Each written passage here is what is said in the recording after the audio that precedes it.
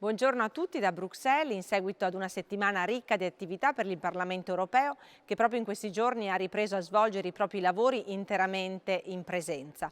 Si è svolta tra mercoledì e giovedì quella che chiamiamo la mini plenaria, 2 giornate in cui noi deputati siamo chiamati a discutere e a votare le questioni più rilevanti. Il primo punto all'ordine del giorno è stata la gravissima situazione in atto al confine tra la Bielorussia e la Polonia. Il gruppo dei socialisti e democratici ha ricordato la necessità del rispetto del diritto d'asilo in ogni circostanza.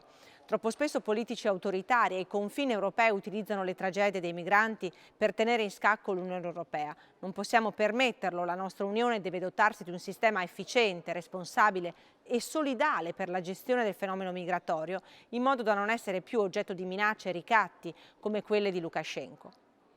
Questa settimana poi il Parlamento europeo ha approvato il testo di risoluzione che condanna fermamente la stringente legislazione polacca che di fatto vieta l'accesso all'aborto. Un tema ancora più toccante dopo la morte la scorsa settimana di Isabella Saibor, che ha perso la vita in seguito al rifiuto, pensate, da parte dei medici di interrompere la sua gravidanza, nonostante il feto fosse gravemente malformato e destinato a morire, per il timore di infrangere le durissime leggi del governo polacco contro l'aborto.